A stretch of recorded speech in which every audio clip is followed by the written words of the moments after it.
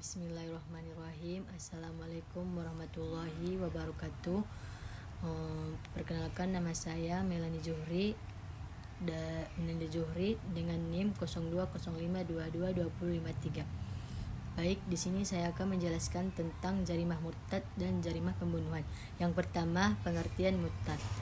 Murtad adalah dengan perbuatan melakukan perbuatan yang haram dengan menganggapnya tidak haram, atau meninggalkan perbuatan wajib dengan menganggapnya sebagai perbuatan yang udah wajib, baik dengan sengaja maupun dengan menyepelekan. Misalnya sujud kepada matahari atau bulan, melemparkan Al-Quran, dan berzina dengan menganggap zina bukan satu perbuatan yang haram.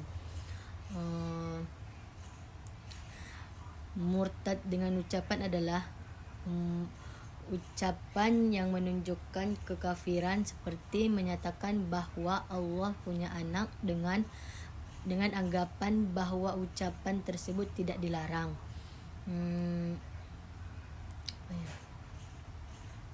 Yang kedua, unsur-unsur riddah. Yang pertama, keluar dari Islam. Yang kedua, ada itikad tidak baik. Yang dimaksud dengan keluar dari Islam disebutkan oleh para ulama ada 3 macam. Yang pertama, murtad dengan perbuatan atau meninggalkan perbuatan. Yang kedua, murtad dengan ucapan. Yang ketiga, murtad dengan itikad. Adapun sanksi-sanksi riddah. Yang pertama,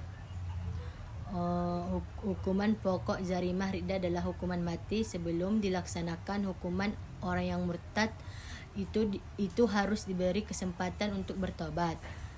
Yang kedua, hukuman pengganti. Hukuman pengganti diberikan apabila hukuman pokok tidak dapat diterapkan. Hukuman pengganti ini berupa takjir. Yang ketiga, hukuman tambahan.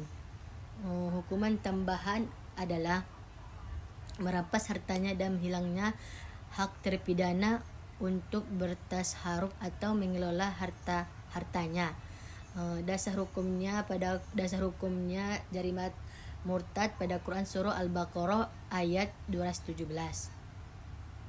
Baik, selanjutnya pembahasan tentang jarimah pembunuhan. Jarimah pembunuhan adalah suatu perbuatan manusia yang menyebabkan hilangnya nyawa. Sebagian fuqaha membagi pembunuhan menjadi 2 bagian. Yang pertama, pembunuhan sengaja dan pembunuhan kesalahan.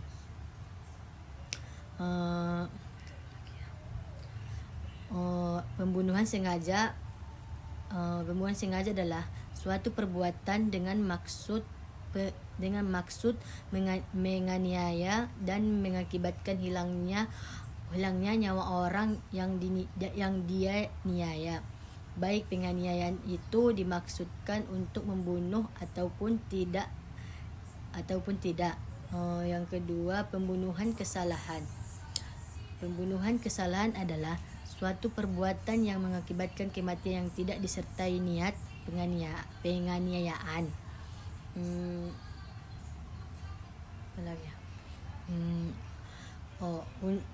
Adapun unsur-unsur pembunuhan sengaja. Yang pertama, korban. Korban adalah orang yang hidupnya korban adalah orang yang hidup nyawanya korban. Yang dimaksud bahwa korban itu manusia hidup adalah hidup ketika terjadi pembunuhan sekalipun keadaan sakit keras. Yang kedua, perbuatan si pelaku yang mengakibatkan kematian korban. Perbuatan itu dilakukan oleh si pelaku dan bahwa perbuatannya itu dapat menimbulkan kematian. Yang ketiga, ada niat bagi si pelaku untuk menghilangkan nyawa korban.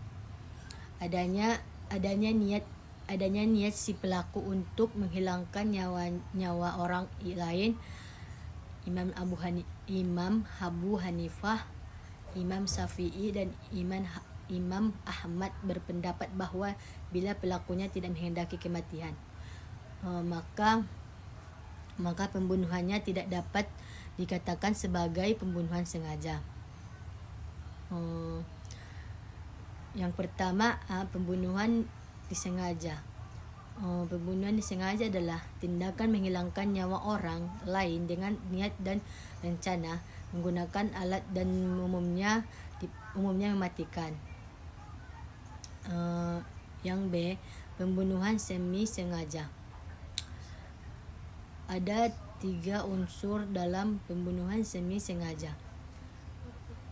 Yang pertama, pelaku melakukan suatu perbuatan yang mengakibatkannya kematian. Yang kedua, ada maksud penganiayaan atau permusuhan.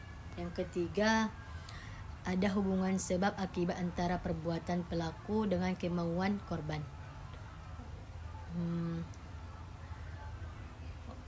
Dasar hukumnya jarimah pembunuhan pada Quran surah An-Nisa ayat 92 sampai 93. Baik, itu saja dari penjelasan saya. Wabillahi taufiq wal hidayah. Assalamualaikum warahmatullahi wabarakatuh. Terima kasih Ibu.